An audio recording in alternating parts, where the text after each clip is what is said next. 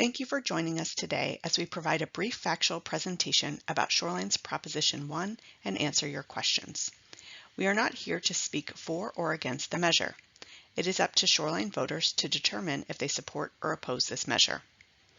On July 18th, following public engagement and 3 focused council discussions, City Council adopted Resolution 492 that places replacement of the city's current levy lid lift on the November 8th general election ballot. This presentation will provide an overview of the city's property taxes, levies, and levy lid lifts, the operating budget, and how this measure will impact Shoreline residents. Property tax systems can be either rate-based or levy-based. Washington State is one of only 2 states that uses a levy-based property tax system. Under Washington's levy-based system, state law allows a taxing district to collect a specified total dollar amount per year. This is the levy. The money collected from the levy goes to help pay the operating expenses of the taxing district. State law limits levy increases to 1% per year. The exception to this rule is the levy lid lift, which allows taxing districts to go to the voters to ask that the levy rate be increased to an amount equal to or less than the statutory maximum tax rate, which is currently $1.60.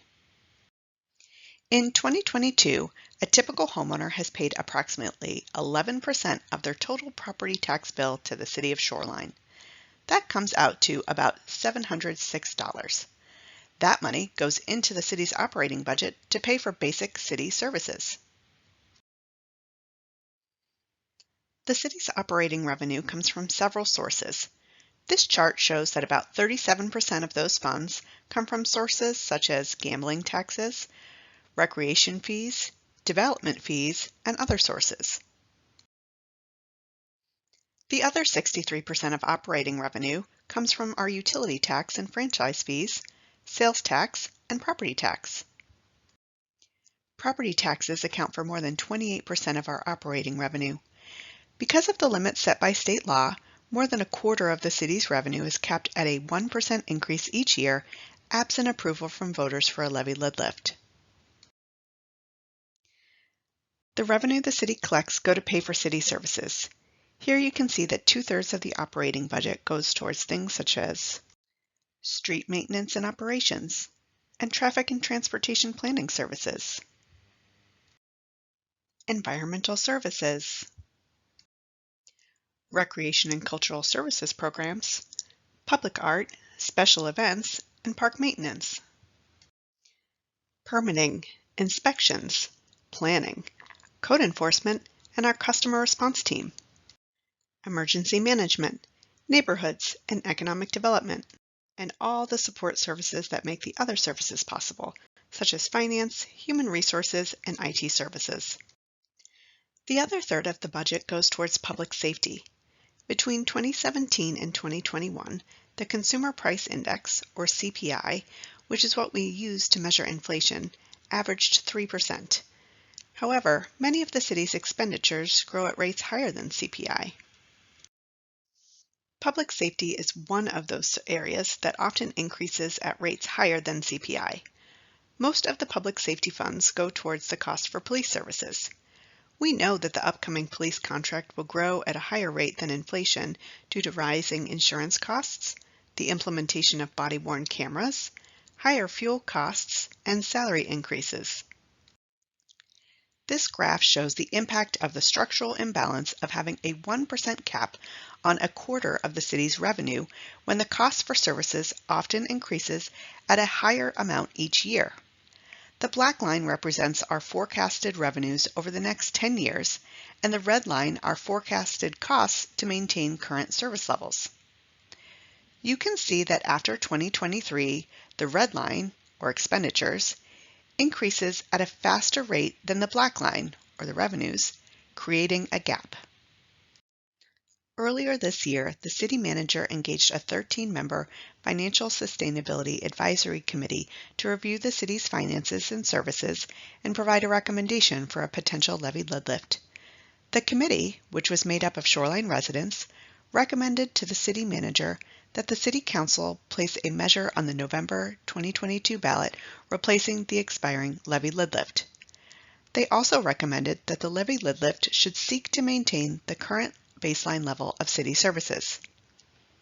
Committee members had differences of opinion on if the levy lid lift should expand services, such as increasing funding to support the city's homelessness response, or expanding the mobile crisis response team known as RADAR, which pairs mental health workers with police for a joint response to people experiencing crisis. The committee encouraged City Council to consider the cost of these expanded services and the impact to the levy rate to the taxpayers should these expanded services be included. Shoreline voters have approved two 6-year levy lid lifts, the first in 2010 and the second in 2016. The first rate was set at $1.48 per $1,000 of assessed value, and the second rate was set at $1.39. Both the 2010 and 2016 levy lid lifts were tied to inflation. The 2016 levy lid lift expires on December 31st of this year. The proposed levy lid lift will set the rate at $1.39 and also be tied to inflation. Shoreline voters are being asked to vote on a levy lid lift that will set the rate at $1.39 per $1,000 in assessed value. As you can see by this graph, a levy rate of $1.39, represented by the dashed line, would increase revenues and exceed expenditures, represented by the red line, to allow the city to maintain the current level of city services. If approved, the levy would be lifted each year by the amount of inflation as measured by the Consumer Price Index, or CPI. This option is projected to eliminate the potential budget gap projected until 2027. The gap in 2027 and 2028 would then be covered by revenue collected in earlier years of the levy. The owner of a median valued home, which in 2023 is forecasted to be a little over $731,000, could expect to pay approximately $1,016 a year, or $302 more a year than without the levy lid lift. To see all the different levies you are paying through your property taxes and the impact of any proposed levies on your specific property, you can use the King County Assessor's Tax Transparency tool found on the King County Assessor's website at kingcounty.gov/assessor. Seniors and persons with disabilities may qualify for property tax exemptions or property tax deferrals. Contact the King County Assessor's Office at 206-296-3920 or kingcounty.gov/assessor for information. To learn more about Proposition 1, you can go to shorelinewa.gov/prop1, where you will find answers to frequently asked questions. You can also contact Christina Arcidi in the City Manager's Office using the contact information here if you have additional questions that are not covered in the frequently asked questions. Thank you for joining us today to learn more about Proposition 1, which will be on the November 2022 general election ballot.